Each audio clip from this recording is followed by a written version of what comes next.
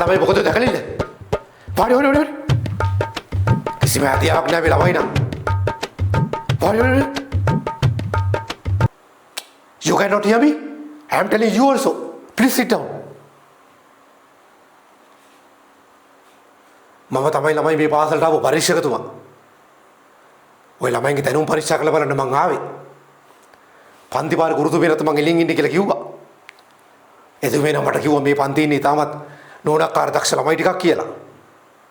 අපි පොඩ්ඩක් කතා කරලා බලමුකෝ මේ ළමයින්ගේ දැනුම ගැන. මං ඔය ළමයින්ගේ ප්‍රශ්න දෙක තුනක් අහන්නම්. මට උත්තර දෙන්නකෝ බලන්න. මට මුලින්ම කියන්නකෝ බුරුමේ හොයාගත්තේ කවුද? සර් මම තමයි සර්ට කවුද කිව්වේ?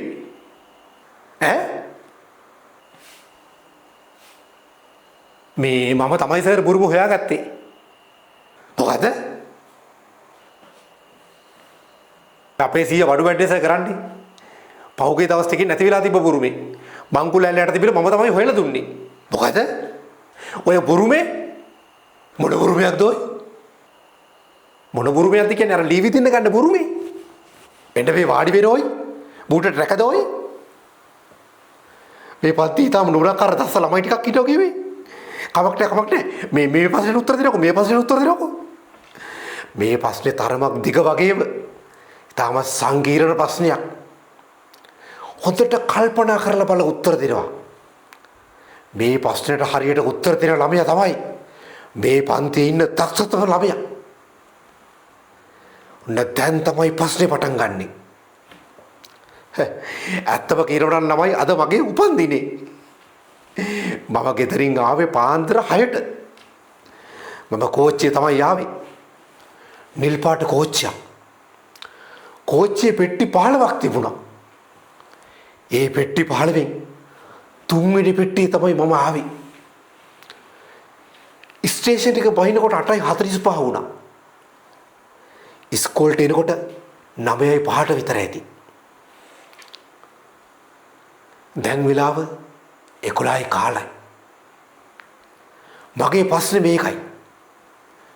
ඔය ළමයි කාට හරි කියන්න පුළුවන්ද? හරියටම මගේ වයස කීයද කියලා?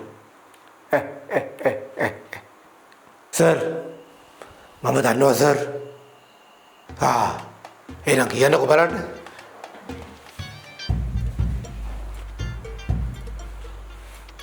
සර් අපේ අයියා කෙනෙක් ඉන්නවා සර්. ඔහුගේ නම නිමල්. මේසන් වැඩ කරන්නේ. මේට අවුරුදු 5කට කලින් උගේ ඔළුවට කඩළු පායක් පත බෑවුණා. එදා ඉඳලා උඩ ට්‍රැක සර්. මේ හරකෙක් වගේ ඔය කියවගෙන යනවා. කියන කිසිම දෙයක් අපිට තේරෙන්නේ නැහැ. එක ගොන් විකාර ප්‍රශ්න තමයි යහන්නේ. ඌට හරියටම දැන් අවුරුදු 30ක් වෙනවා සර්. දැන් ඌට බාකට පිස්සු. සර්ට හොඳටම පිස්සු. සර්ට හරියටම අවුරුදු 60ක් වෙනවා. තාමසි කොහොමද ඔය හරියටම 60යි කිව්වේ?